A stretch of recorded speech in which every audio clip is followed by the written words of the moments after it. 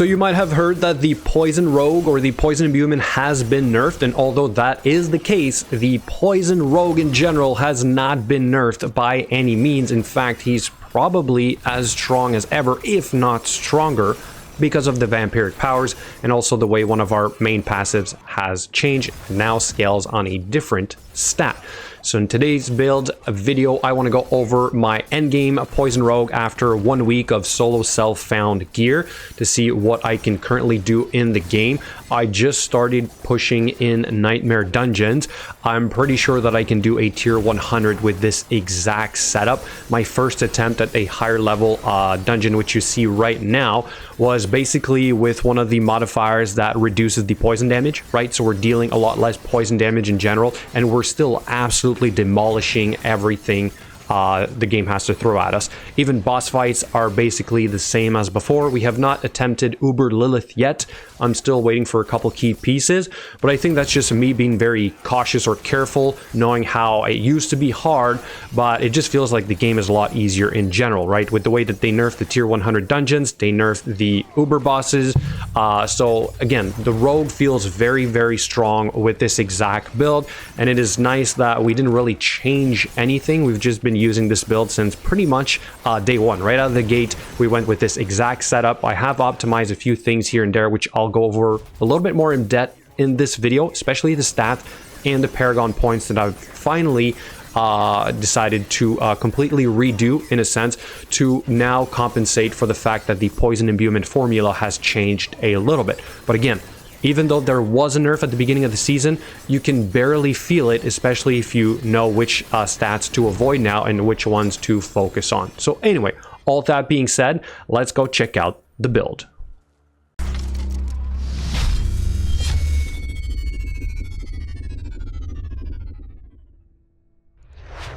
All right, let's start with the gear and the stats. We have a very high attack power because I still have damage percent rolls on my chest piece and my amulet, but I don't quite recommend this if you want to be comfortable running tier 100s, right? So for the time being, I'm still rocking it because I was able to complete higher tier dungeons without too much difficulty, but you could certainly optimize this, therefore the attack power would be even lower. Armor is something that is currently too low. We're about off by 1,000 armor, and that is because I still haven't been able to roll armor percent on this amulet right here, which would be best in slot for what I'm doing right now, or at least in my opinion, but again, it might not be needed. So the way I compensate for this is by using one of the armor potions, the plus 900, right? So we have quite a large gap without that potion. Therefore, I recommend that you go for the armor percent roll on this piece. As for our life, we're quite comfortable. We did get a roll on one of our rings. In the builder, you'll see that I don't have it. I don't think you need that much life for just running tier 100s. But if you want to feel more comfortable with the build, then by all means go with the extra life. Then there's the question of the resistances. This is the one since season 2 obviously has changed, so we need to cap these resistances to be comfortable running tier 100s or any other content for that matter. So right now we're capped on the fire, lightning, cold, and poison, but not the shadow resistance. So you could, for example, instead of the armor damage roll on this piece of armor, instead get, for example, shadow resistance, right? Or for example, these pants without the dodge, instead go for shadow resistance, and therefore you would be capped everywhere. The way we do this is by using at least 1 ruby, 1 emerald, and 1 topaz on our jewelry, and then the rest is all coming from the all resistance rolls on the amulets themselves, the rings, and also our Paragon points. If we remove these, which I can do real quick, you will see that I'm not close to being capped without those gems. Even if I were to use diamonds to try and increase the resistances, all of them a little bit higher, we're still going to be too low on some of them. And even with higher level rings, we don't have any more resistance or all resistance that we can gain from this ring, and we have about 0.3 that we can gain from that one. So like, it's not enough. You have to use the gems, at least for the time being, or if you have enough armor, then you use the potion, gives you plus 25 all resistance, and you would be very close to being capped if your gear and Paragon points and your glyphs would be perfect. right? But for the time being, this is what I have. This is what I've been running. Again, very comfortable with this setup. As for the stats, we're just above what we need to hit all the right nodes in our Paragon board, which is different from the Season 1 build. I used to aim for like 620 strength and intelligence on both. Decided not to do that anymore because I shuffled the Paragon boards around so that we need less stats. And that's a big plus, right? Because we can free up some all stats rolls, for example, on our helm to instead have shadow imbuement. All right, now the gear and the aspects, not much has changed. We're still going with might. I did go back to using the cheats on our armor instead of noxious ice. Noxious ice will be used for the DPS portion of the build, which I will also have in a builder at some point. Our gloves, still shared misery. We haven't found a better pair, so we're still rocking these. The only thing I would change is the 7% crit strike chance against injured enemies would instead be chance to generate primary resource. I'm gonna give that a shot for a while, see how well that goes, and then I might remove the resource generation on the rings. We'll see. So more testing needed. Then for the pants, we still have Umbrus. I also haven't updated these yet. The dodge chance could be damage reduction from distant enemies instead, or one of your resistances. Penitent Greaves, fairly easy to get, still best in slot. Accelerating Warcaster. So this it needs to be changed. I do have another one or two almost ready to go, but I just can't get the right stats to roll, and it's starting to cost a fortune. So I'm still rocking this one for the time being, but I would remove Vulnerable and Poison for instead Crowd Control and Close. Kind of like this dagger right here. All right, so I just want to replicate that on the crossbow. For the amulet, Corruption, movement speed, damage reduction, and all imbuement skills, and then armor percent would be ideal. And for the rings, I mean, do the best you can, but obviously crit chance, lucky hit, crowd control, damage to crowd control, and damage to close enemies would be probably the best overall for DPS. If you can't do that, go for resource generation instead, which is also a decent roll. As you can see right here, poison damage is also okay for the poison imbuement, but it doesn't do anything for your shadow imbuement. Therefore, I don't recommend it. Go for something that's a little bit more universal, like the crowd control and damage to close. We finally managed to get an Shara's Conjar, so we're rocking that, which will bring me to attack speed in a second, and then our other dagger is still pestilent points. All right, so attack speed, I believe we're reaching cap. If the cap is still 100%, except for the accelerating aspect. And the way we're doing this is by getting almost 30%, we'll say about 25% in this case on our dagger.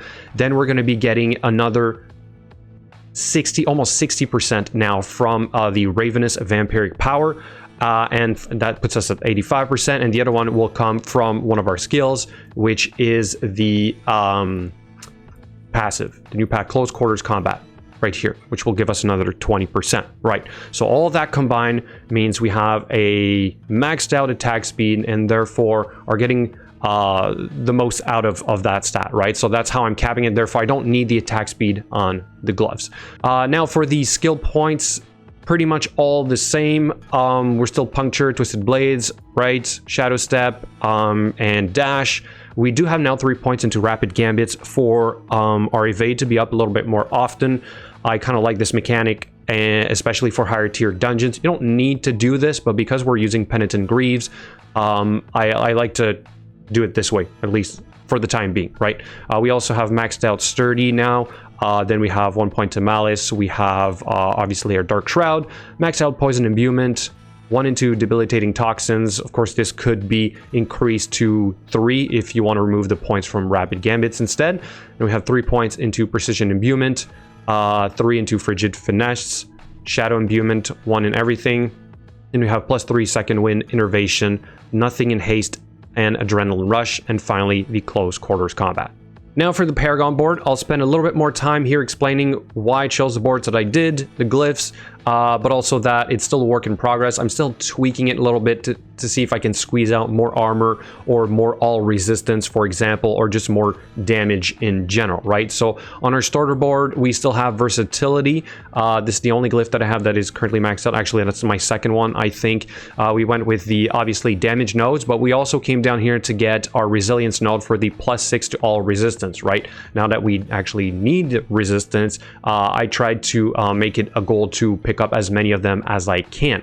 Then we have our Cheap Shot as the secondary one. and you want to get the control glyph, or basically an intelligence glyph.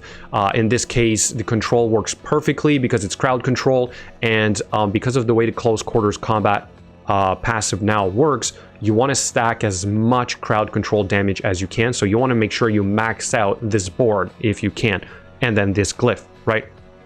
So plus damage to crowd control, there's a couple places you can pick it up.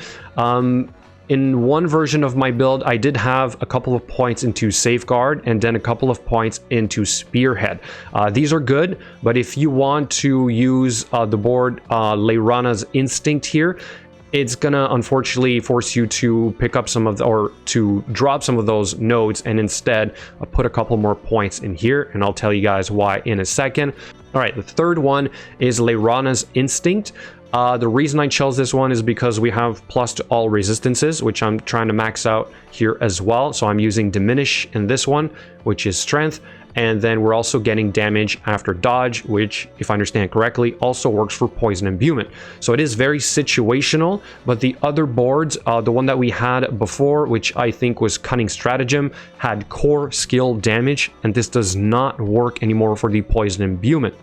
Therefore, it just wasn't as useful as before. We also have a +5 here, or plus 7.5% to attack speed, which will help you reach the cap if you don't have a good Ashera's Conjar. If you are at the cap and don't mind dropping the extra 10% damage, then you can reuse those couple of points here for something else. For example, what I explained right here. All right, so diminishing that one. Then we have this one is Tricks of the Trade with the Devious Glyph, same as before. And now that we have a couple of extra points from not using Safeguard or Spearhead, I instead went for, like, you know, a couple more of the armor nodes here and the damage to elites, right? But in general, very straightforward in this board, only a couple of points to max out the glyph. Then we have the next one is No Witnesses.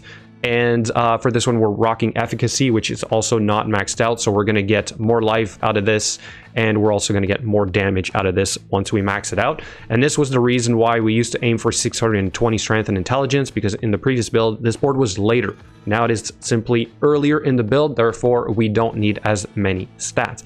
Then we came down here and picked up the Eldritch Bounty for the obvious boost to our imbued skills, but also the +3 to maximum resistances from the ones that we're using, which is good, but only really for the poison imbuement and shadow imbuement that we're currently using.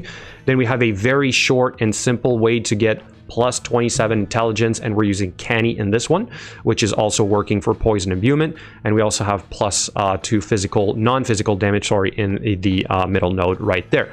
Finally, the last board is all the way here on the right side of our second one, and it is the Deadly Ambush, which also has a very simple way to get +25 strength, and in this one we're using Bane.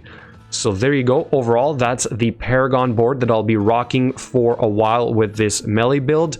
But again, a work in progress. I will tweak it, so make sure you keep checking the planner.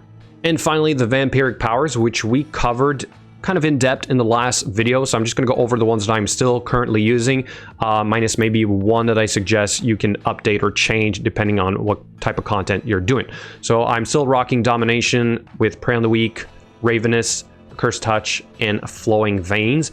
You could always swap out Domination for instead the Resilience, so that you are a little bit tougher in the higher tier dungeons.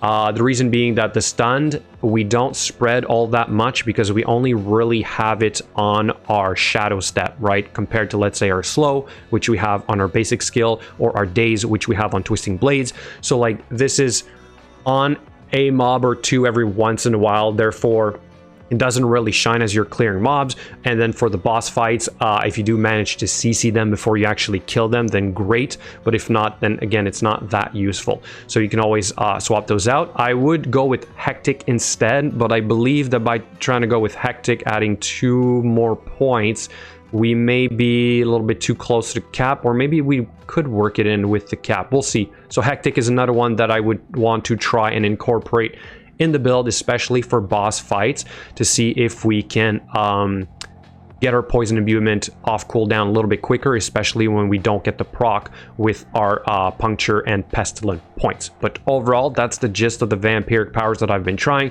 I didn't max out all of them. So I'm more than happy to try out anything else you guys might have to suggest. But that is the gist of the build. Let me know what you guys think in the comment section below. Thank you so much for watching, and I'll catch you guys in the next video.